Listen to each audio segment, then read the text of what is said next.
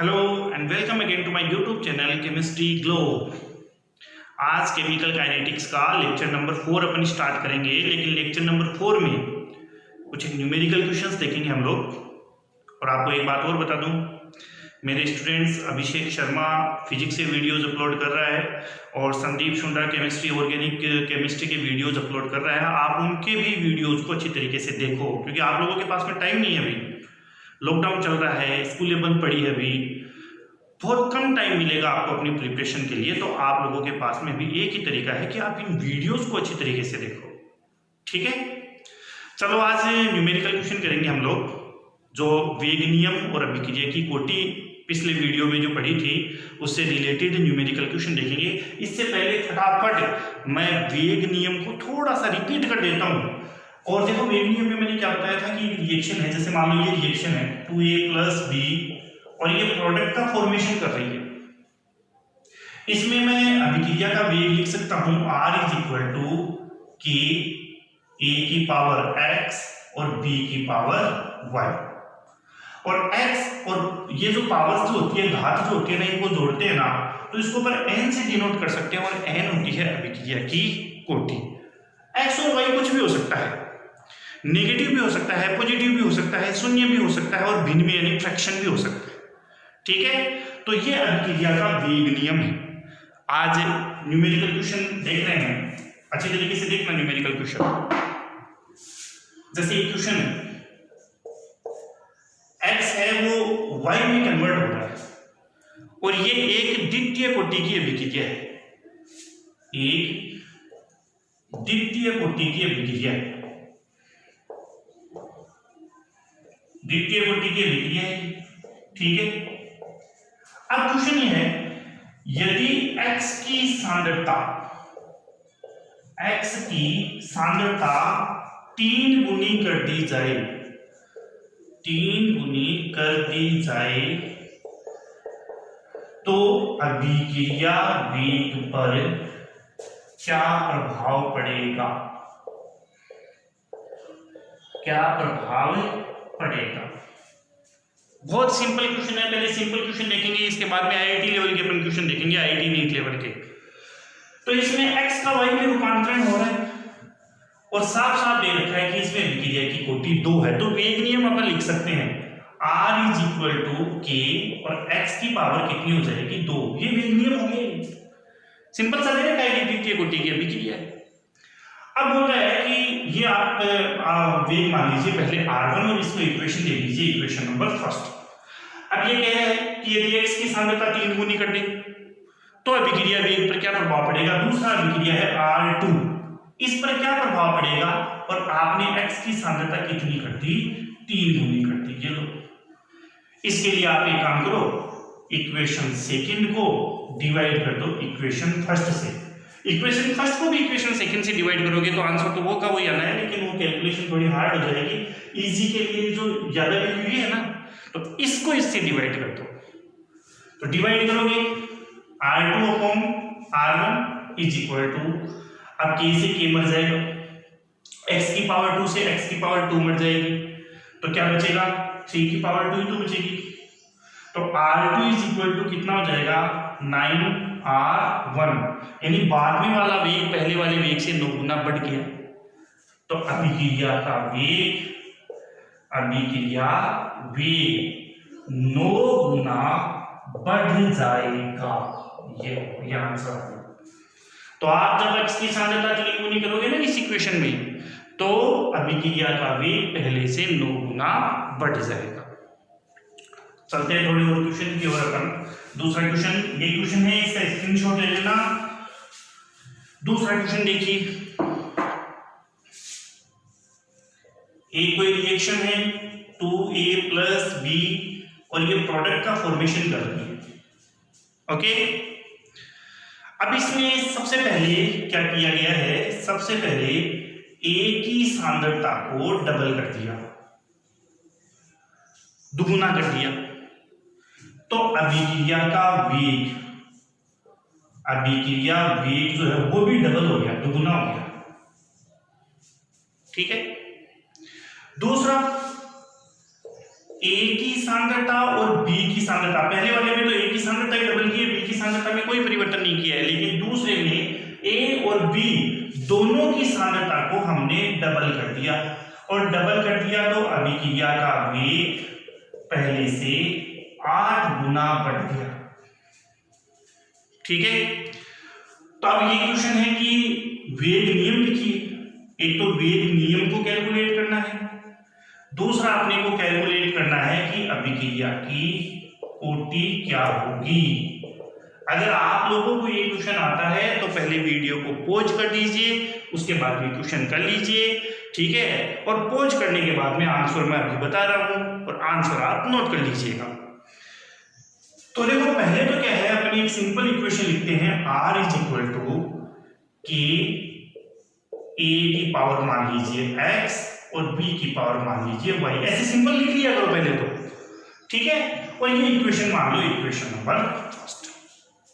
अब देखो क्या दिया है, आपने a की सांद्रता दुगुनी कर दी, b की सांद्रता में कोई परिवर्तन नहीं हो रहा, a की सांद्रता दुगुनी कर दी और अभिक्रिया का वेग भी कितना हो गया, डबल। पहले से कितना हो गया, डबल हो गया। कब, जब आपने a की सांद्रता दुगुनी कर दी, तो मैंने दुगुनी कर दी है सांद्रता, ये इक्वेशन सेकंड।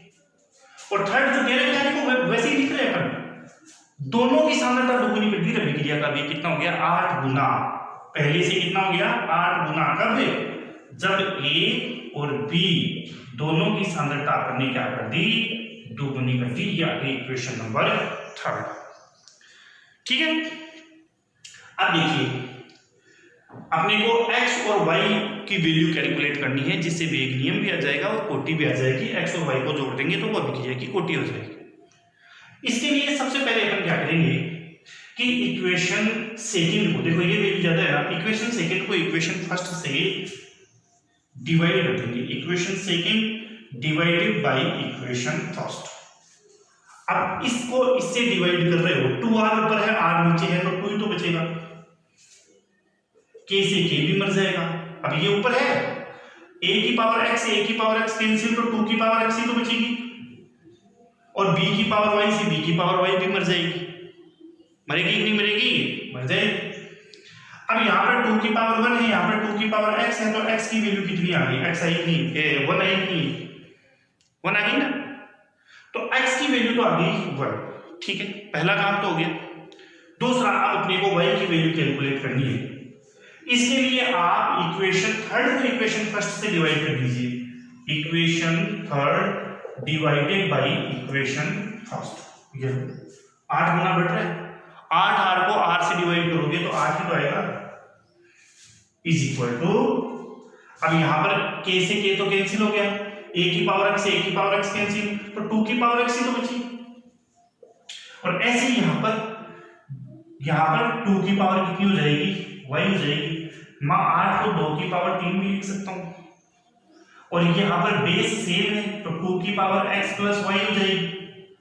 तो फिर x plus y is equal to कितनी होगी, 3 हुई, कितनी हुई होगी ना, x plus y is equal to 3। x की वैल्यू पहले से ही बना ली 1 है, यानी कि 1 plus y is equal to 3 है, तो y इज इक्वल टू कितना हो गया, 2 आया नहीं है।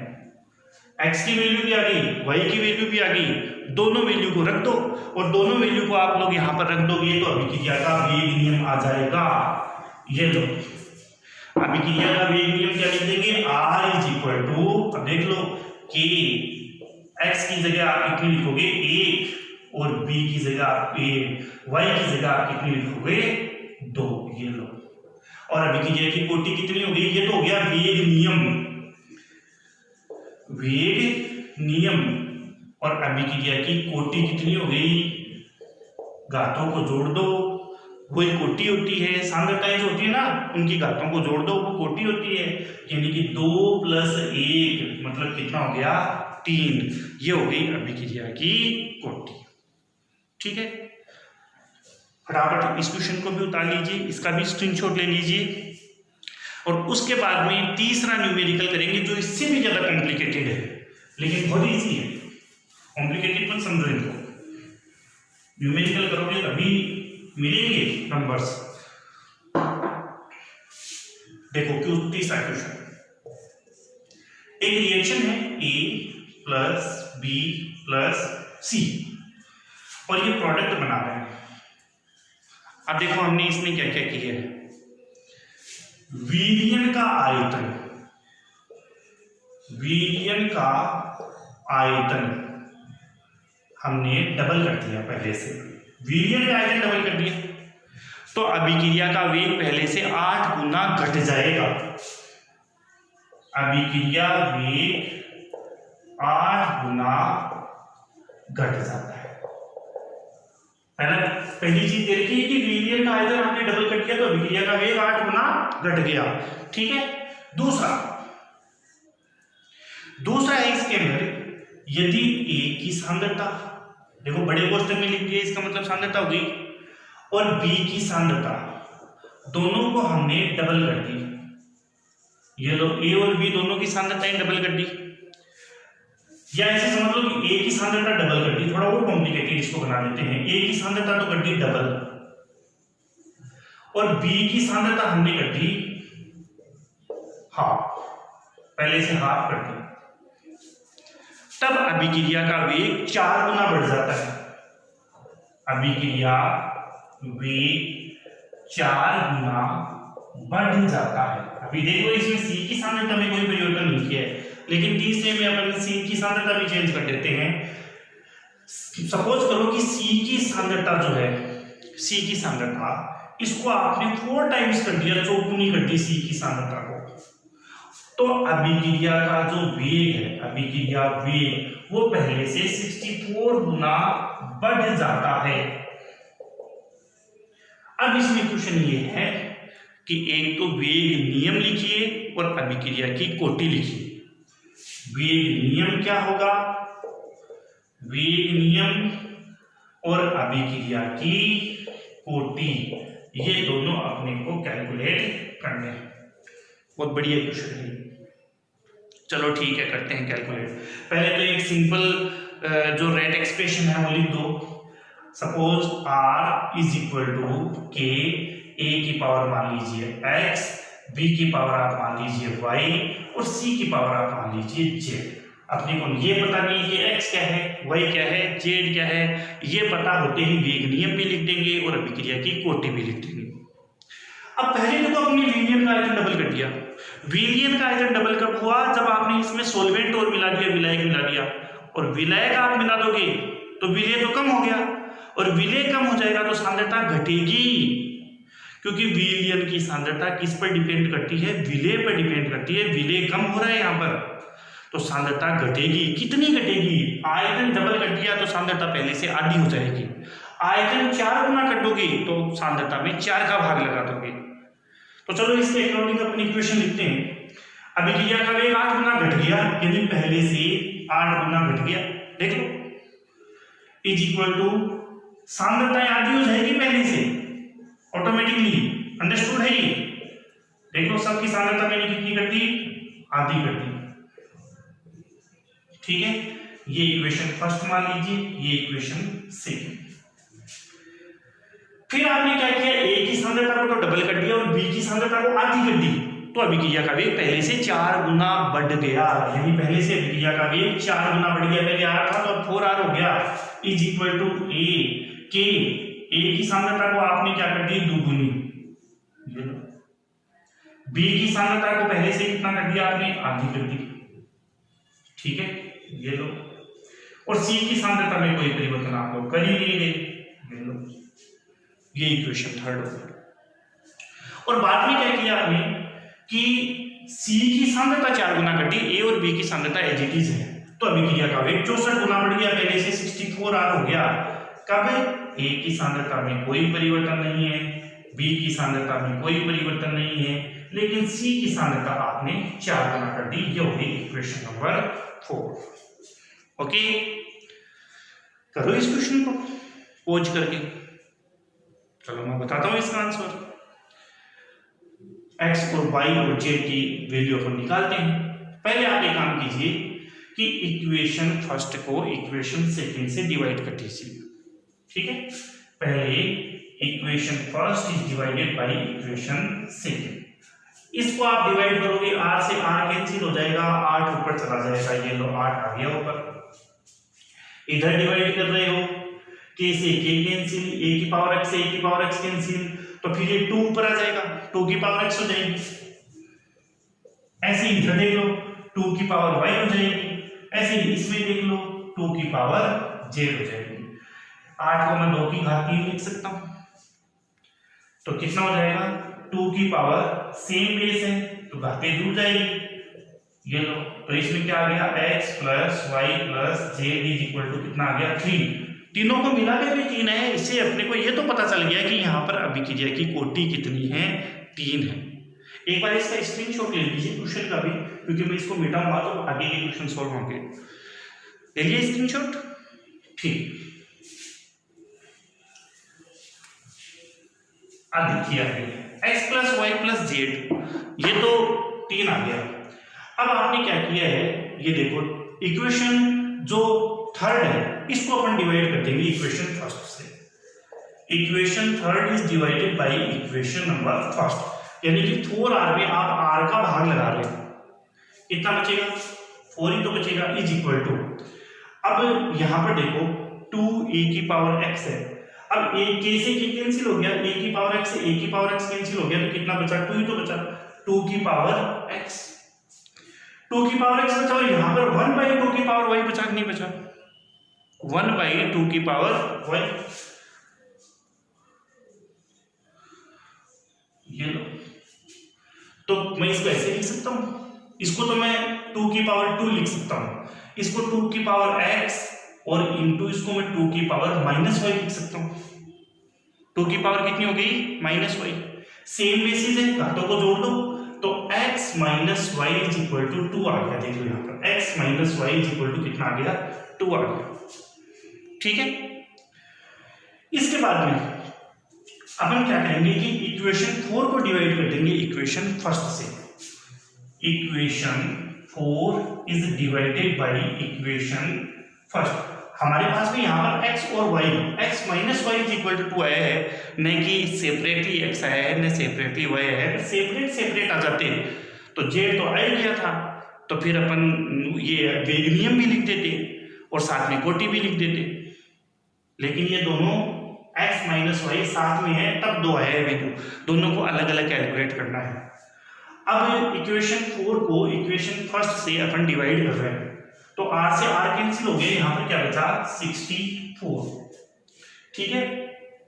इससे ये कैंसिल हो गया, इससे ये कैंसिल हो गया, c की पावर z से c की पावर z कैंसिल हो गया, तो 4 की पावर z बच गया ना यहाँ पर, इज इक्वल टू 4 की पावर z।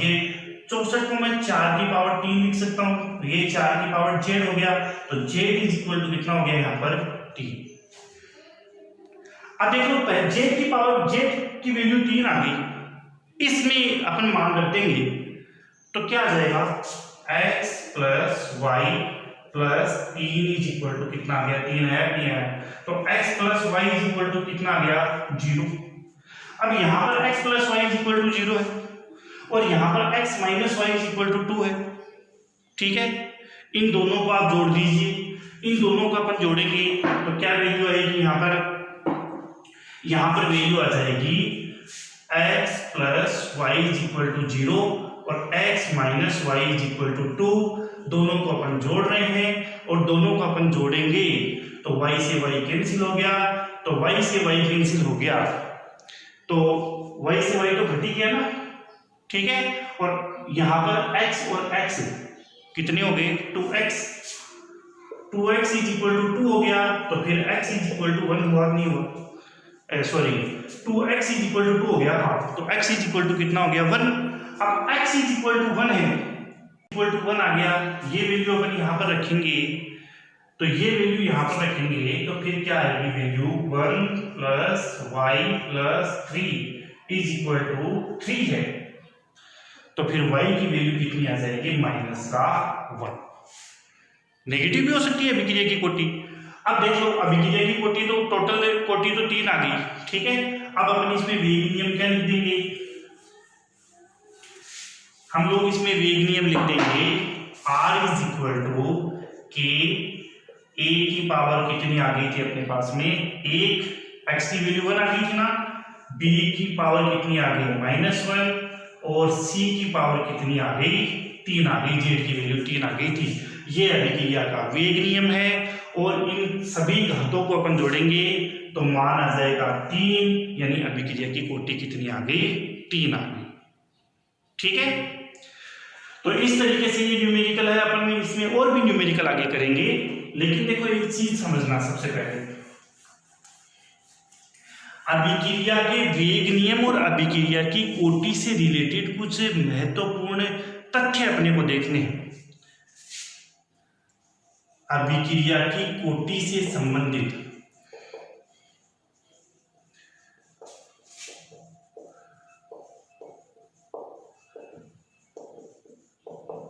महत्वपूर्ण तथ्य 3-4 पॉइंट्स मैं आपको बता रहा हूं, बहुत इंपॉर्टेंट पॉइंट्स है।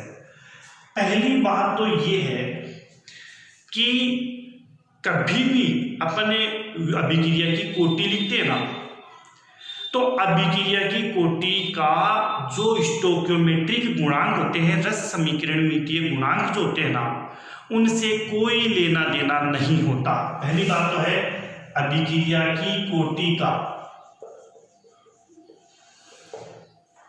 रस समीकरणमितीय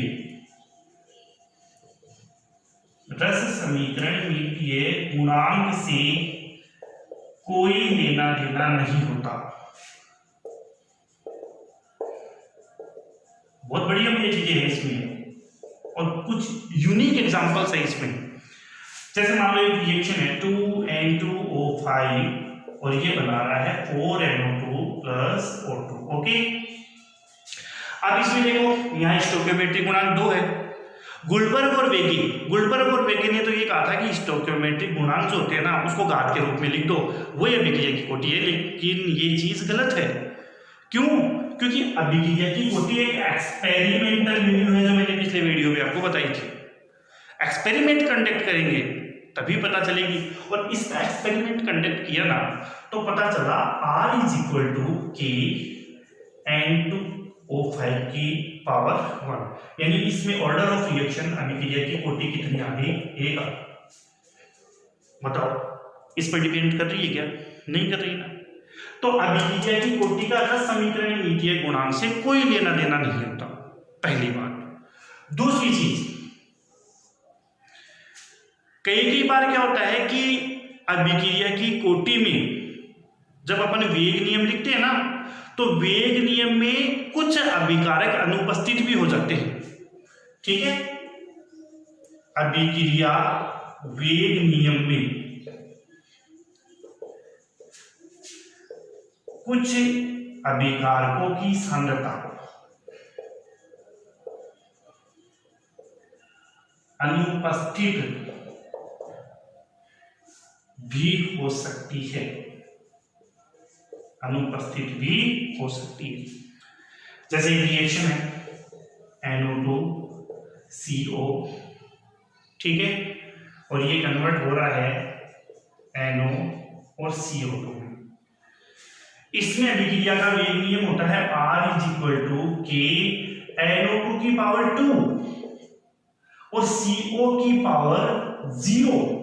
अब CO की पावर 0 का मतलब तो ये 1 हो गया, मतलब R = क्या हो गया K NO2 की पावर कितनी हो गई 2। अभिक्रिया की कोटि 2 है, लेकिन देखो इस पर डिपेंड नहीं कर रही ना, यहाँ पर ये अनुपस्थित हो गया। तो मतलब ये है कि अभिक्रिया के वेग नियम में कुछ अभिकारकों की सांद्रता अनुपस्थिति भी हो सकती है। इंपॉर्टेंट है, ठीक है। फटाफट इन दोनों टॉपिक्स को उतार लीजिए, इनका स्क्रीनशॉट ले लीजिए, मिटा दूं, ठीक है। तीसरा और इंपॉर्टेंट पॉइंट, और ये तो बहुत ही बढ़िया पॉइंट आने वाला है तीसरा, कि अभिक्रिया का जो वेग नियम लिखते हैं ना, तो उसमें उत्पाद की कुछ अभिक्रियाओं में उत्पाद की सांद्रता भी लिख सकते हैं।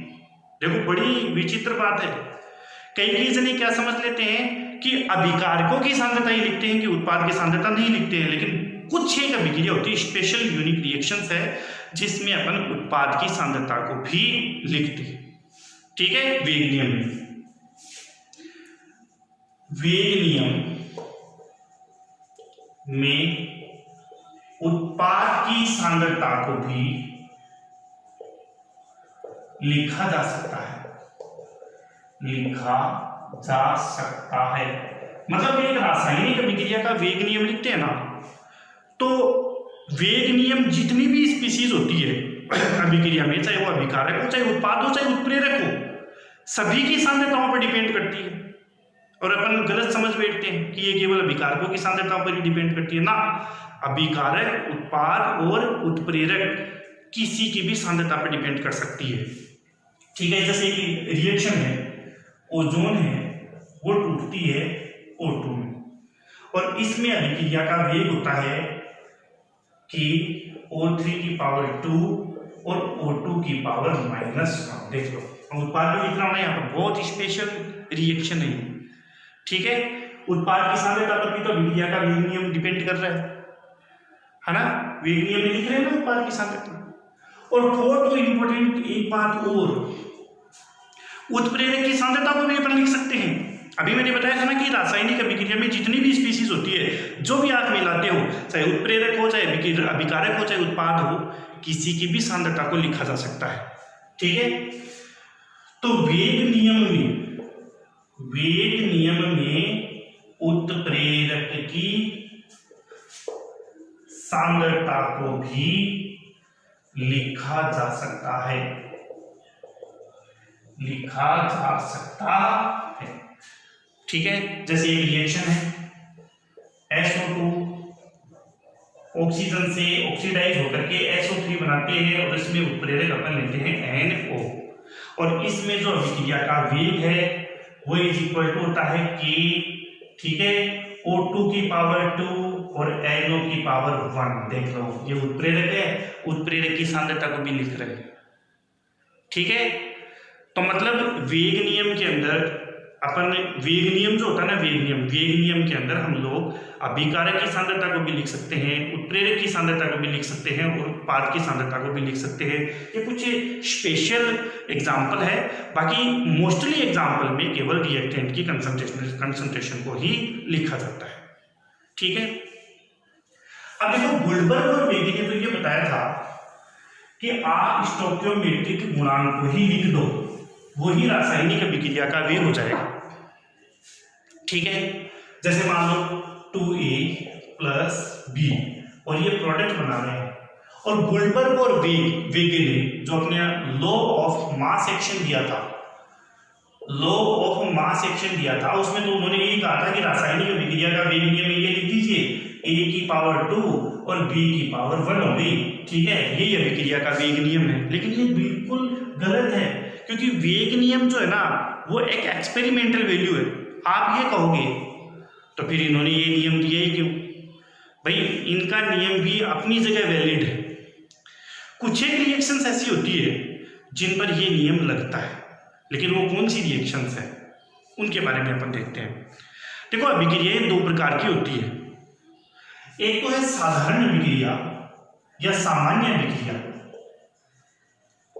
या इसको अपन सिंगल स्टेप रिएक्शन भी कहते हैं। सिंगल स्टेप का मतलब एक ही पद में होने वाली अभिक्रिया, और दूसरी होती है कॉम्प्लेक्स रिएक्शन, मतलब जटिल अभिक्रिया जो 2 या 2 से अधिक पदों में संपन्न होती है। ऐसी अभिक्रियाएं जो 2 या 2 से अधिक पदों में संपन्न होती है उनको अपन बोलते हैं जटिल अभिक्रिया। सिंपल अभिक्रियाओं में तो ये लॉ ऑफ मास एक्शन लग जाएगा, लेकिन जटिल अभिक्रिया में नहीं लगेगा। देखो, जैसे मैं एक एग्जांपल बताता हूँ आपको कि जैसे मान लो एक रिएक्शन है Ca + 2B, और ये प्रोडक्ट बना रहे हैं C, ठीक है। अब मैंने तो इसको एक ही स्टेप में लिख दिया, और गुल्डबर्ग और बेगी के अनुसार बस R = K, A की पावर 3 होगी और B की पावर 2 होगी, गुल्डबर्ग और बेगी के अनुसार। लेकिन ये गलत है, क्योंकि यदि इसकी मैकेनिज्म अपन निकालेंगे ना, इस अभिक्रिया की अगले मैकेनिज्म को अपन लास्ट के लेक्चर में पढ़ेंगे, तो इसकी मैकेनिज्म निकालेंगे तो सपोज करो कि इसकी मैकेनिज्म ऐसे हो रही है कि ये अभिक्रिया इस तरीके से हो रही है। पहले 2A एक कैटालाइसिस से रिएक्शन करता है, और कैटालाइसिस से रिएक्शन करके, ठीक है, ये बना देता है Q, ठीक है। 2A जो है वो कैटालाइसिस से रिएक्शन करता है और कैटालाइसिस से रिएक्शन करके बना देता है Q। समझ में आ गई बात। उसके बाद में सेकंड स्टेप में ये Q जो है ना Q, ये Q रिएक्शन करता है B से और B से रिएक्शन करके ये बना देता है वापस से किसका फॉर्मेशन कर देता है, P का फॉर्मेशन कर देता है। ठीक है। और उसके बाद में थर्ड रिएक्शन के अंदर एक और बच गया। ठीक है, एक और बच गया और वो A जो है वो कन्वर्ट हो जाता है C के अंदर। ठीक है, ये इक्वेशन फर्स्ट है, ये इक्वेशन सेकंड है और ये इक्वेशन थर्ड है। इन तीनों इक्वेशन को अपन जोड़ देते हैं। Q से Q कैंसिल हो जाएगा, P से P कैंसिल हो जाएगा और P से P कैंसिल हो जाएगा, तो फिर क्या बचा, 2A और A कितना हो गया 3, ये लो, और 2B और किसमें चेंज हो गया, ये C के अंदर चेंज हो गया। ठीक है, C के अंदर चेंज हो गया ना, ठीक है ना। अब C के अंदर चेंज हो गया, अब इसमें ये अभिक्रिया 3 पदों में संपन्न हो रही है ना, तो इनमें से एक ही पद ऐसा होता है जो कि वेग निर्धारक पद होता है, और जो वेग निर्धारक पद होता है ना वो धीमी गति से होता है। और सपोज करो कि इसमें ये वाला पद जो है ये रेट डिटरमाइनिंग स्टेप है, मतलब वेग निर्धारक पद है जो कि धीमी गति से होती है, धीमी गति से। तो अभिक्रिया का वेग इसी पर ही डिपेंड करेगा, R = A की पावर 2, और ये देखो ये उत्प्रेरक भी आ गया ना, अभी से मैंने बताया था A है, ठीक है, P की पावर 1, यानी कि अभिक्रिया की कोटि कितनी हो जाएगी, 3 हो जाएगी। ठीक है। अब रही बात सिंगल स्टेप रिएक्शन की। अब सिंगल स्टेप रिएक्शन तो एक ही पद में संपन्न होती है, तो रेट डिटरमाइनिंग स्टेप तो वो की वही रहेगी ना, मतलब वेग निर्धारक पद तो वो का वही रह गया। और वेग निर्धारक पद वो होता है जो धीमी गति से होता है, तो वेग निर्धारक पद वो का वही रह गया।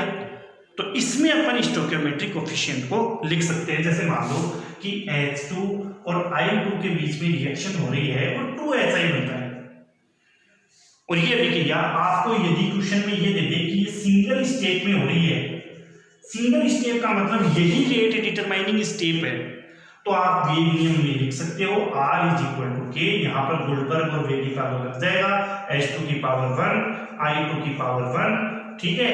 और अभिक्रिया की कोटि कितनी हो जाएगी, रेट ऑफ रिएक्शन कितना हो गया, 2, ये तो वेग नियम हो गया, और रेट ऑफ रिएक्शन कितनी हो गई 2। लेकिन मान लो ये रिएक्शन इस तरीके से, ये रिएक्शन इस तरीके से है कि H2 और Cl2 2HCl बनता है, और यहां पर आप लोग लिख देते हो अकॉर्डिंग टू गुल्डबर्ग एंड वेगे, आप लोग लिख देते हो RK H2 की पावर 1 Cl2 की पावर 1, और अभिक्रिया की कोटि हो गई 2, 1 + 1 = 2। तो ये गलत हो जाएगा, क्योंकि जब इसकी मैकेनिज्म अपन देखेंगे ना, क्रियाविधि अपन देखते हैं, तो ये अभिक्रिया एक कॉम्प्लेक्स रिएक्शन है, जटिल अभिक्रिया है, मतलब 2 या 2 से अधिक पदों में संपन्न होती है। और जब अपन इसकी मैकेनिज्म देखेंगे ना, तो मैकेनिज्म से अपने को ये पता चलेगा कि R = K H2 की पावर 0 Cl2 की पावर 0, तो अभिक्रिया की कोटि कितनी हो जाएगी, 0 हो जाएगी। समझ में आ गई ना बात।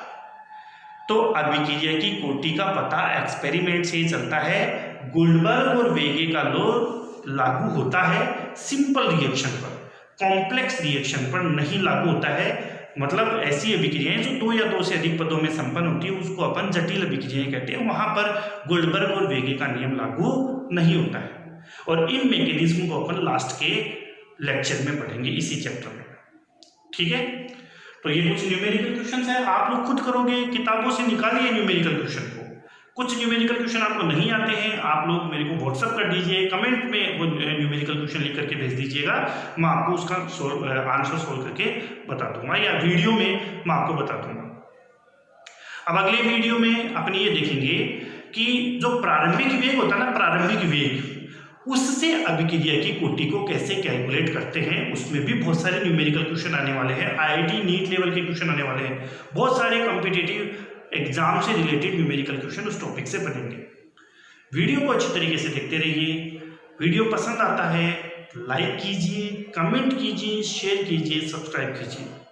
ठीक है। और जैसा मैंने बताया, ऑर्गेनिक केमिस्ट्री के वीडियो संदीप सुंडा के द्वारा अपलोड हो रहे हैं, फिजिक्स के वीडियो अभिषेक शर्मा, ये दोनों मेरे स्टूडेंट्स हैं, बहुत बढ़िया वीडियोज ये अपलोड कर रहे हैं। लॉकडाउन का टाइम चल रहा है, आप लोग इन वीडियोस को देखते रहिए। Thank you so much.